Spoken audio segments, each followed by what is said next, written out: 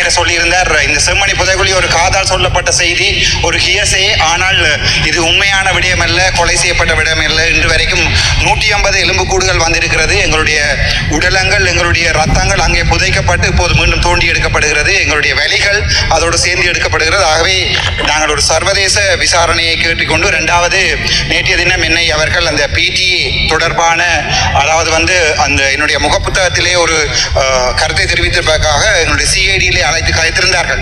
உண்மை என்னவென்றால், ஒரு பாராளுமன்ற உறுப்பினரை நீங்கள் அப்படி அழைப்பதால் ஒரு பிரச்சனையும் இல்லை. ஆனால் ஆனந்த சுதாகர் போன்ற எங்களுடைய பயங்கரவாத தடை சட்டத்தால் எத்தனையோ எங்களுடைய சகோதரர்கள் இருக்கிறார்கள்.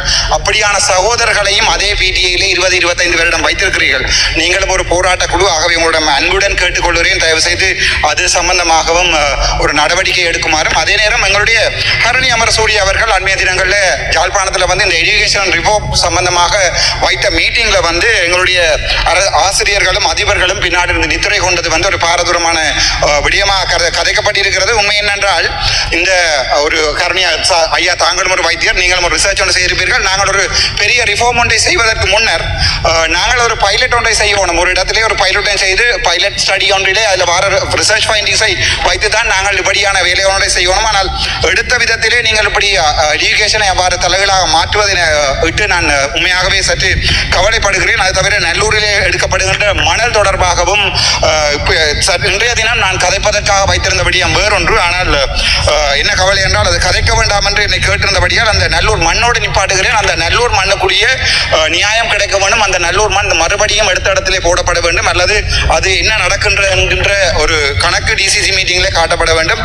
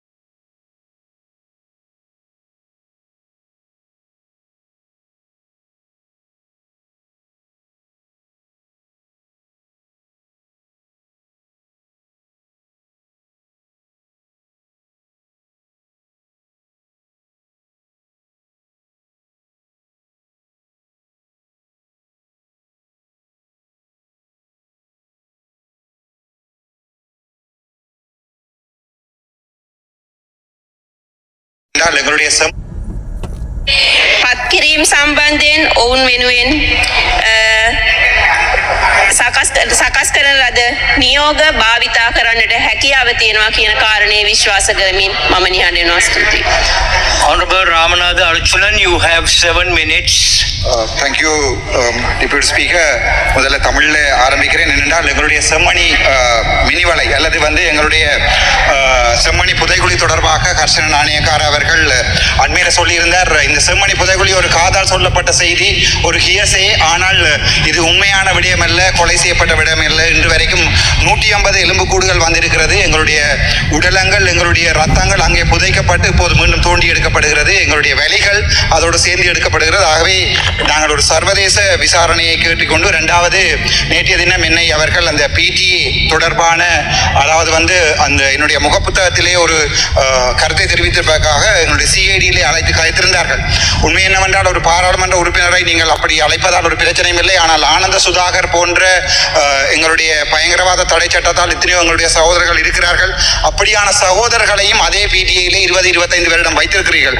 நீங்களும் ஒரு போராட்ட குழு. ஆகவே உங்களிடம் அன்புடன் கேட்டுக்கொள்கிறேன், தயவு செய்து அது சம்பந்தமாகவும் ஒரு நடவடிக்கை எடுக்குமாறும். அதே நேரம் எங்களுடைய ஹரணி அமரசூரிய அவர்கள் அண்மைய தினங்களில் யாழ்ப்பாணத்தில் இந்த எஜுகேஷன் ரிஃபார்ம் சம்பந்தமாக வைத்த மீட்டிங்ல எங்களுடைய ஆசிரியர்களும் அதிபர்களும் பின்னாடி இருந்து நித்திரை கொண்டது ஒரு பாரதூரமான விடயமாக கதைக்கப்பட்டிருக்கிறது. உண்மை என்னென்றால், இந்த ஒரு ஹரணி ஐயா, தாங்களும் ஒரு வைத்தியர், நீங்களும் ஒரு ரிசர்ச் ஒன்று செய்திருப்பீர்கள். நாங்கள் ஒரு பெரிய ரிஃபார்ம் ஒன்றை செய்வதற்கு முன்னர் நாங்கள் ஒரு பைலட் ஒன்றை செய்யணும். ஒரு இடத்துல இடத்திலே ஒரு பைலட்டையும் செய்து பைலட் ஸ்டடி ஒன்றிலே அதில் வர ரிசர்ச் ஃபைண்டிங்ஸை வைத்து தான் நாங்கள் இப்படியான வேலை ஒன்றை செய்யணும். ஆனால் எடுத்த விதத்திலே நீங்கள் இப்படி எஜுகேஷனை அவ்வாறு தலைகளாக மாற்றுவதை விட்டு நான் உண்மையாகவே சற்று கவலைப்படுகிறேன். அது தவிர நல்லூரிலே எடுக்கப்படுகின்ற மணல் தொடர்பாகவும் இன்றைய தினம் நான் கதைப்பதற்காக வைத்திருந்தபடியும் வேறொன்று. ஆனால் என்ன கவலை என்றால் அது கதைக்க வேண்டாம் என்று என்னை கேட்டிருந்தபடியால் அந்த நல்லூர் மண்ணோடு நிப்பாட்டுகிறேன். அந்த நல்லூர் மண்ணுக்குரிய நியாயம் கிடைக்க வேண்டும். அந்த நல்லூர் மண் மறுபடியும் எடுத்த இடத்திலே போடப்பட வேண்டும், அல்லது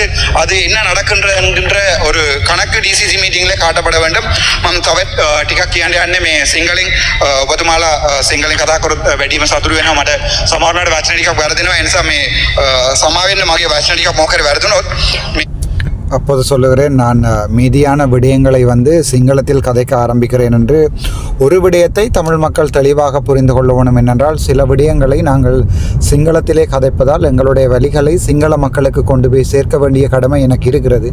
செம்மணி புதைக்குழியாக இருக்கட்டும் அல்லது எந்த ஒரு விடயமாக இருக்கட்டும், அதை சிங்களத்திலே கதைக்கின்ற போது சிங்கள மக்கள் எங்களுடைய உண்மையான நியாயங்களை ஏற்றுக்கொள்வார்கள். அவர்கள் ஏற்றுக்கொள்கின்ற சந்தர்ப்பத்தில் அரசாங்கத்தால் எங்களுக்கு எதிராக அநீதிகளை தொடர்ந்தும் செய்து கொண்டிருக்க முடியாது.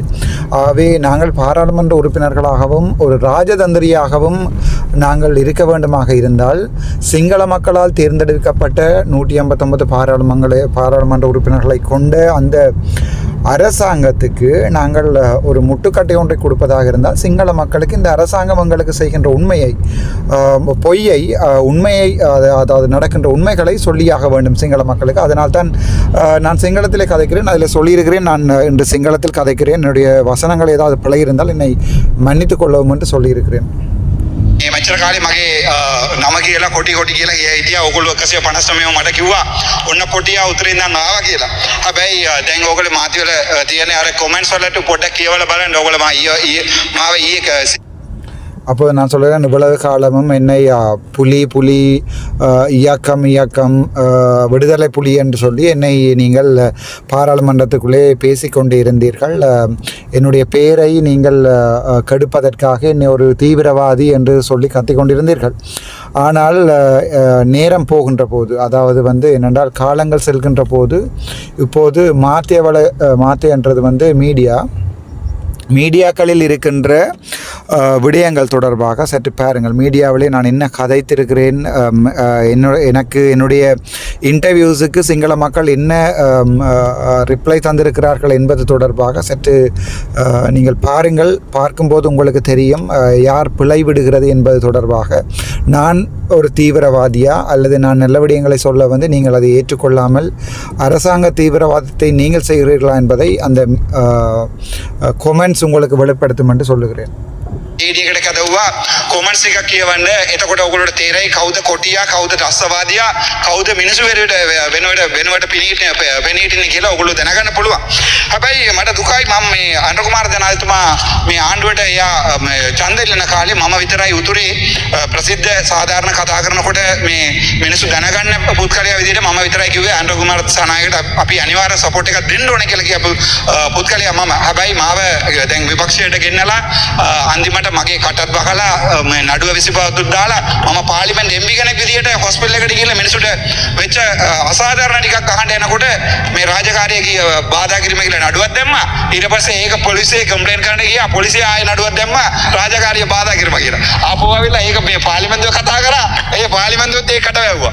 එතකොට அப்போது நான் சொல்லுகிறேன், எங்களுடைய ஜனாதிபதி அவர்கள் அன்றகுமார நாயக் அவர்கள் 2024ஆம் ஆண்டு ஜனாதிபதி தேர்தலின் போது சாதாரணமாக பொதுமக்களிடையே பிரசித்தமான ஒரு நபராக நான் இருந்த காலப்பகுதிகளிலே கடைசியாக நான் தீர்மானித்து அன்றகுமார நாயக் அவர்களுக்கு இந்த முறை ஜனாதிபதியாக வந்தால் இந்த நாட்டிலே நல்ல விடயங்கள் நடக்கும் என்ற அடிப்படையிலே நான் சொல்லியிருந்தேன்.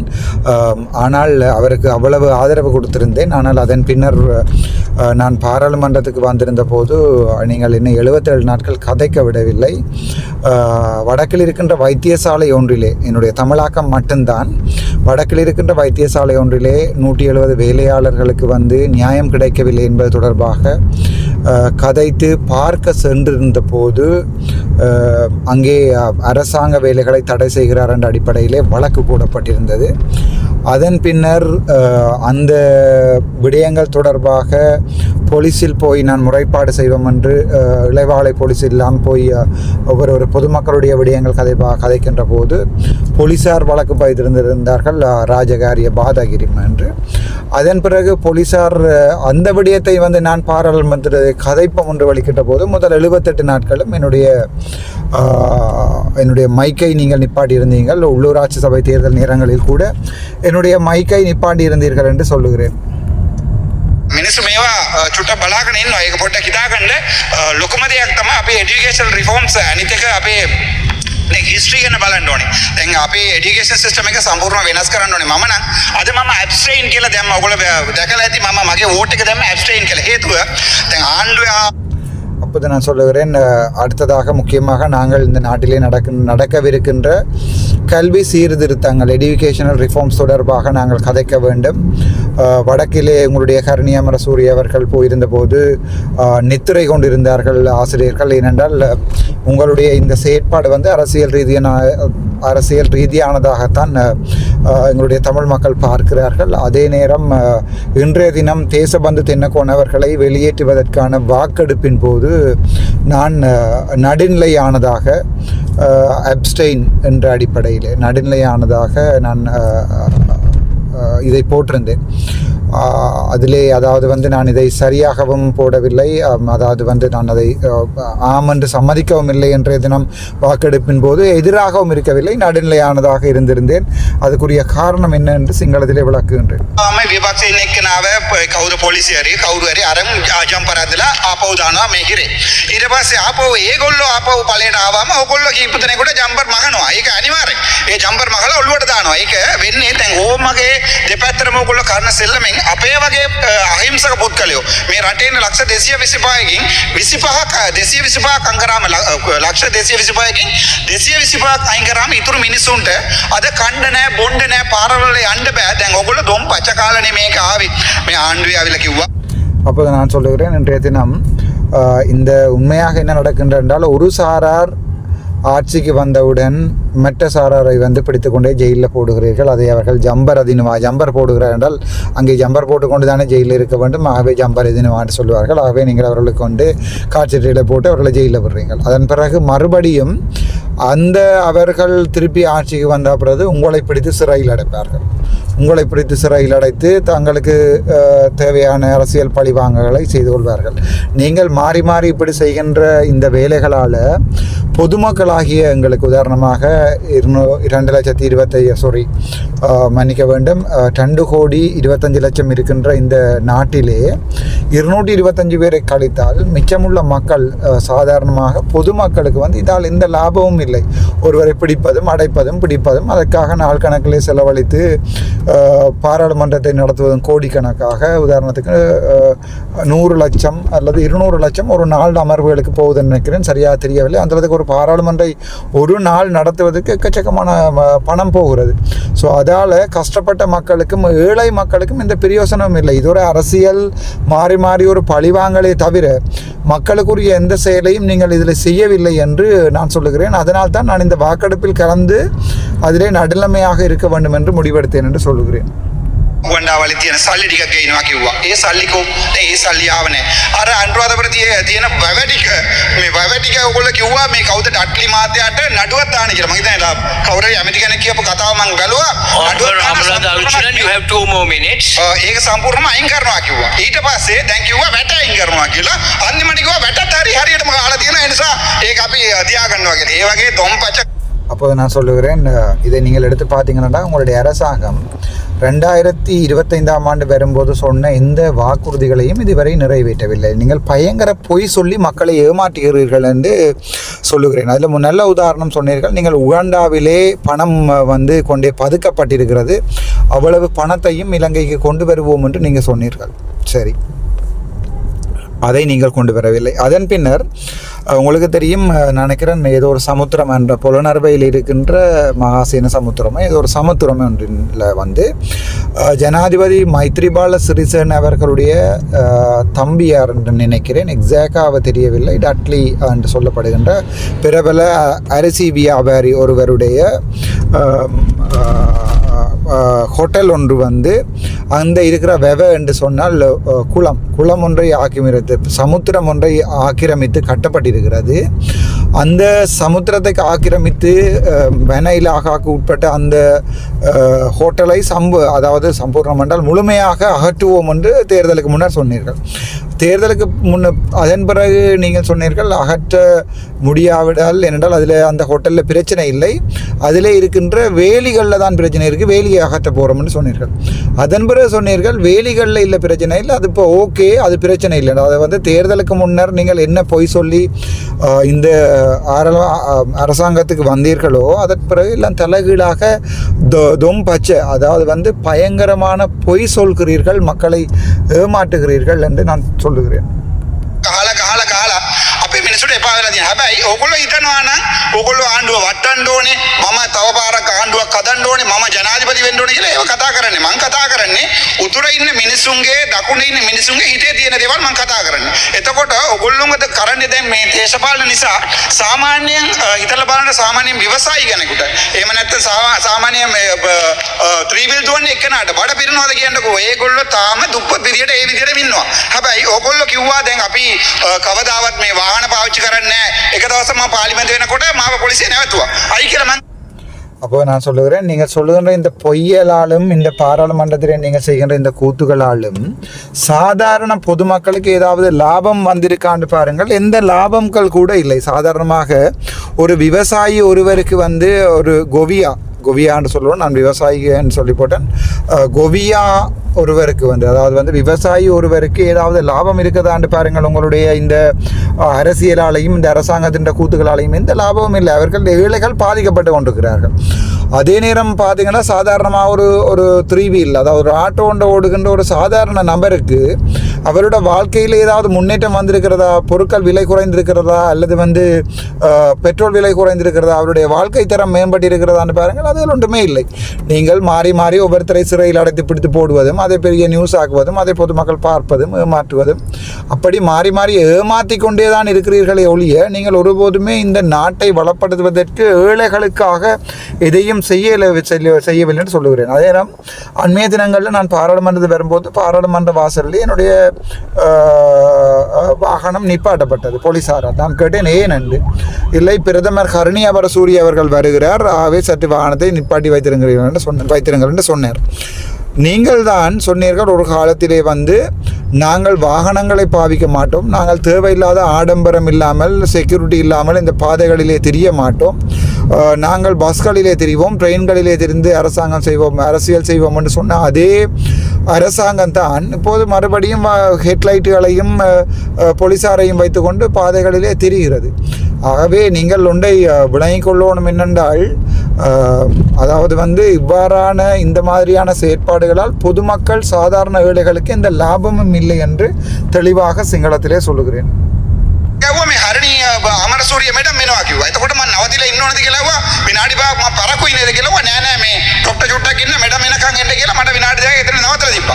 කලින් හැබැයි ඔයගොල්ලෝ පච්චක මොනවද කිව්වේ? අපි බස් වල යනවා, අපි කෝච්චි වල යනවා. ඒ වගේ ජප්නා වලටත් ආවිල්ලා ඔය සීන් දාලා, වීඩියෝ දාලා, ෆොටෝ දාලා හැබැයි ඕම කරන්න එපා. කරුණා කරලා ඕ වගේ ඒවා කරන්න එපා. මිනිස්සු hina වෙනවා. මේ මිනිස්සු මුලට ජෙපෝ කියලා බයිනවා. ඒක කරුණා කරලා YouTube එක දැන් ගොඩක් අය බලාගෙන ඉන්න ෆෝන් එකනේ. දැන් අද හිරු එක දානවා. අද දෙරණ එක දානවා. අද දසත එක දානවා. ඒගොල්ලෝ දාන වෙලාව කරුණා කරලා අර මේ කොමෙන්ට් එක කියවන්න ඕගොල්ලෝ කිව්වා පඩි ඕනේ නැහැ කියලා. දැන් අන්තිමට කිව්වා කවුරු කලින් හිටපු ජනාධිපතිතුමාලාගේ මේ ටික ඔක්කොම අයින් කරලා ඕනනම් මේ මොකරේ අස්වැසුමට ඇප්ලයි කරන්න කියලා මේ മന്ത്രി කෙනෙක් කිව්වා. ඉතලා බලන්න දැන් அப்போது நான் சொல்லுகிறேன் என்னென்றால், நீங்கள் சொன்னீர்கள் நாங்கள் பாராளுமன்ற உறுப்பினராக இருக்கும்போது எங்களுக்கு வந்து சம்பளம் தேவையில்லை என்று சொன்னீர்கள். ஆனால் இப்போது அனைவரும் சம்பளத்தை எடுத்துக்கொண்டிருக்கிறீர்கள். முதலாவது பிரச்சனை. ரெண்டாவது சொன்னீர்கள் நாங்கள் இந்த முன்னாள் பாராளுமன்ற உறுப்பினர்கள் மற்றது ஜனாதிபதிமார்களுடைய அவர்களுடைய ஓய்வூதியங்கள் எல்லாவற்றையுமே நிப்பாட்டுகிறோம் என்று சொன்னீர்கள். நல்ல விடயம். ஆனால் என்றாவது ஒரு நாள் மறுபடியும் இந்த எலெக்ஷன் போய் மறுபடியும் அடுத்த எலெக்ஷன்லேயே உங்கள் 3 பேர் மிஞ்ச போகிறார்களா? இப்போது இருக்கின்ற நிலைமையில் உங்கள ஒரு 3 பேர் 4 பேர் மிஞ்ச போகிறார்களான்னு கேட்டால் கேள்விக்குறி.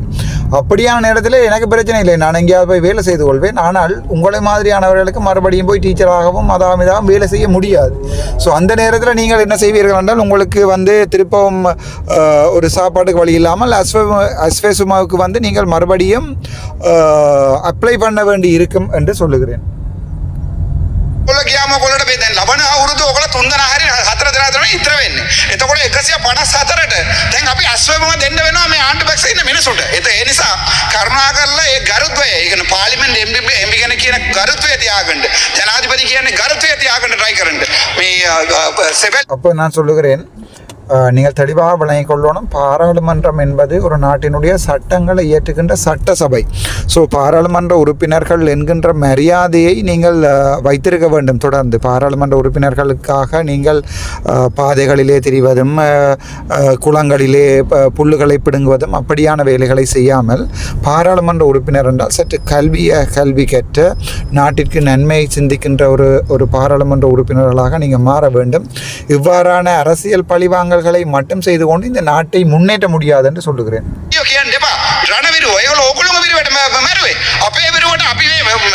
අපිට මැරච්ච මිනිස්සු ප්‍රභාකරන්ට අදවත් අවිල්ල මේ පාර්ලිමේන්තුව මං කියනවා අපේ දෙයියෝ කියලා. හේතුව මේකම හේතුවයි එයා අපි වෙනුව මැරුවා. දැන් මම කියන ඕගොල්ලෝ රෝගන විජේවීර දෙයියෝ කියලා. හේතුව ඒගොල්ලෝ ඕගොල්ලෝම වෙනුවට මැරුණා. හැබැයි ඕගොල්ලෝම Ramanatha Aluchanan, your time is up. සප්පර 26 මේක ඉවර කරන්න. එතකොට ඕගොල්ලෝගේ වෙනුවට මැරිච්ච රණවිරුවට ඕගොල්ලෝ කොන්ද පණ එකක් නැත්තම් 159ක් දීලා පාර්ලිමේන්තුව ඇතුළේ ගියාම මේ රණවිරුව කියලා. එහෙනම් කවුරුත් නඩ දාන්න බෑනේ. පුළුවන් නම් එක්කෙනෙක්වත් නගිටලා කියන්නකෝ ඒගොල්ලෝ රණවිරුව කියලා. අනේ මේ වගේ තොම්බච්චයක් අහන්න එපා. මිනිස්සු ඕගොල්ලෝ කෙල ගන්නවා. මිනිස්සු තව පොඩක් යනකොට ගල් ගන්නවා. ඕගොල්ලෝ ගෙදර ගෙවල් වල ගිනි ලියනවා. අපයි ඒක මට කැමති නෑ. හේතුව දැන් ඕගොල්ලෝ ලබන හැරෙත් පාර්ලිමේන්තු ඡන්දෙ ඉල්ලලා වෙඩේ අවුල් වුණා තාපෝ ටීචර් විදියට ආපෝ මේ ප්‍රින්සිපල් විදියට එමෙ යන්න බෑ. එතකොට මිනිස්සු ඕගොල්ලෝට අනිවාර්යෙන් දඩුවම් දෙනවා. හැබැයි පොඩ්ඩක් හිතලා බලන්න, මම හිතන එකක් ඕගොල්ලෝ හොඳ දෙයක් කියන්න.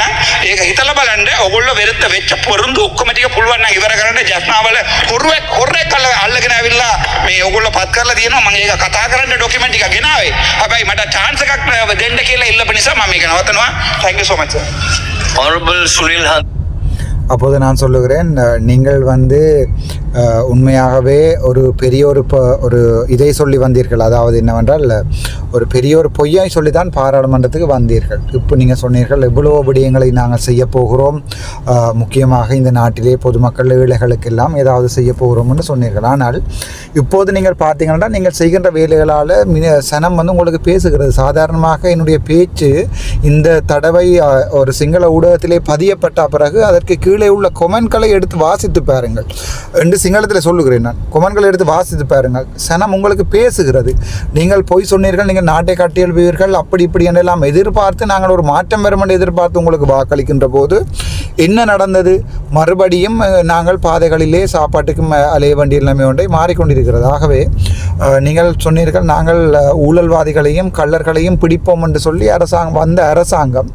ஆனால் யாழ்ப்பாணத்திலே வந்து இன்றைக்கு நீங்கள் ஒரு மிகப்பெரிய கள்ளன் ஒருவரை வந்து நீங்கள் அதாவது ஏற்கனவே களவெடுத்து பிடிபட்டு இன்கொயரி நடந்த ஒருவரை ஒரு பெரிய பதவி ஒன்றிற்கு, நான் யார் என்று எதுவுமே சொல்லவில்லை, சம்பந்தப்பட்ட இது இப்படியே சொல்லியிருக்கிறேன் சிங்களத்திலே, சம்பந்தப்பட்ட நபர் தனக்கும் ஒரு சான்ஸ் ஒன்று தரும்படி கேட்டிருந்தால் தான் இந்த விடயங்கள் தொடர்பாக உங்களுக்கு விளங்கப்படுத்துகிறேன் வைத்தியர் டாக்டர், எனக்கும் ஒரு சான்ஸ் ஒன்று தாங்கோ, என்னுடைய பக்கம் நடந்தவற்றையும் கதையுங்கள் என்ற போது எனக்கு மனச்சாட்சி உறுத்தியது. இருபக்கமும் கேட்டுவிட்டு கதைக்க வேண்டும். ஆனால் என்னுடைய கைகளிலே பெரிய பெரிய விடயங்கள் கடிதங்களாக என்னிடம் இருக்கிறது.